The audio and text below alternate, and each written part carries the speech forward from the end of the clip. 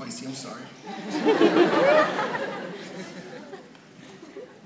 And again, this is spoken word. You guys are already doing it. But man, feel free to cheer, boo, tweet it, do whatever you want.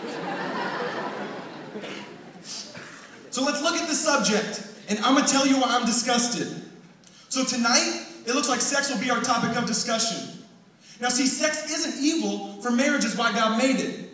But I know you're like, come on, Jeff, that's too outdated. This is 2012, bro.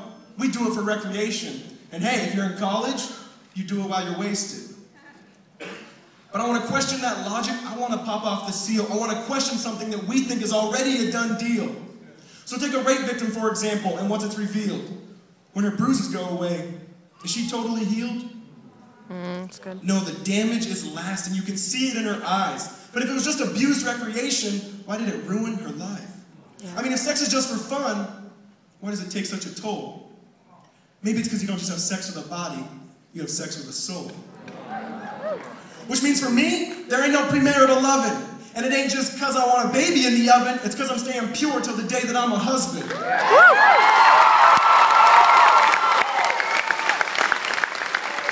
Now see, this wasn't always me. That's a guarantee. Let's go back in the past, see who I used to be. Now growing up, I never learned how to treat a lady. I learned one thing from my dad, was leave the mom ditch the baby. Now I don't say that to get sympathy, I say that to be real. Because according to stats, about 40% of you know how that feels. See, I let the TV show me what the music already told me. No dad at home, so I was letting MTV mold me. And they sold me, which is why my life revolved around what girl I could get next. My life revolved around this girl named sex. Shoot, I gotta confess, I'd even get at her on the text. But it seems the longer we dated, the bigger the mess. And then my girlfriend was late on that time of the month. If you know what I mean, you'll understand when I say my heart sunk. I started to think about abortion, man, I butter it up. But it's funny, they don't make condoms for sin. You can't just cover it up. See, it was just a scare. Thankfully. But it's funny how I was pro-life until it happened to me. So dudes, think twice before you desire her just because she's hot. Because the truth is, your body makes a promise whether you do or not. Sorry I digress though, let's get back to the topic.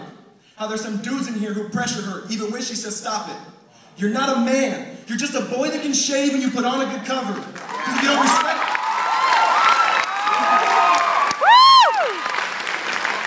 respect her when she says no, you certainly don't love her. So how about you start studying her heart and stop studying her booty, or maybe invest the same amount of time in her that you do in Call of Duty.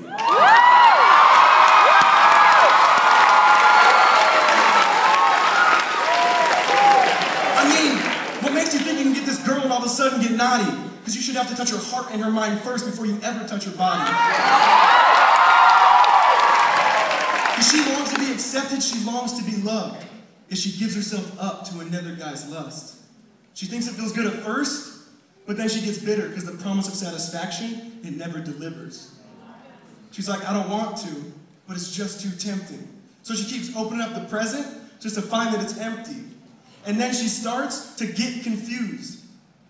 She keeps getting rejected by all these dudes. They tell her on a scale of 10, she's a 2. But that ain't true. If she only knew that Jesus, he loves and accepts us. Even when you don't want him, he'll never reject us. He heals us from that sin that totally infects us, and he does what condoms can't. He emotionally protects us.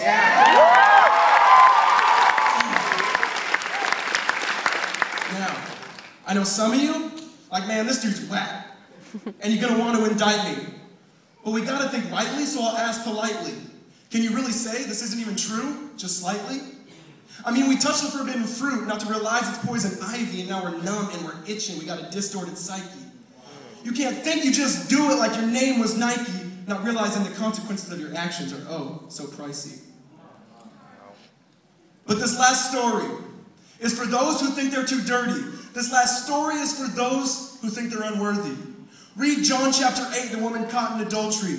Religious leaders throw her naked in the temple while she yells, "Don't murder me." They say, "Jesus, the law commands us to stone this woman." And you hear the hate in their tone. Jesus pauses and then says, "Whoever is without sin, you can cast the first stone." mean, can you imagine the sound? Silence all around. You hear footsteps walk away. You hear stones hit the ground. And then Jesus kneels down. The woman thought it was her demise. He lifts up her face. You see the grace in his eyes.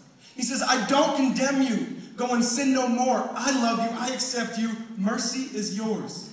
Yeah. But if you're anything like me, you're like, no, that can't be. Why would he ever die for me? See, but then I saw that tree where I was redeemed. He reached out and touched me and said, Jeff, you're free. Yeah. Instantly, I was wearing the brightest robe I'd ever seen. I was perfectly spotless. I was perfectly clean. Yeah. So bright. In fact, man, I thought I'd go blind. I said, whose is this? And he said, actually, it's mine. Wow. So think twice before you eat what society feeds us. And come follow the King. His name is Jesus.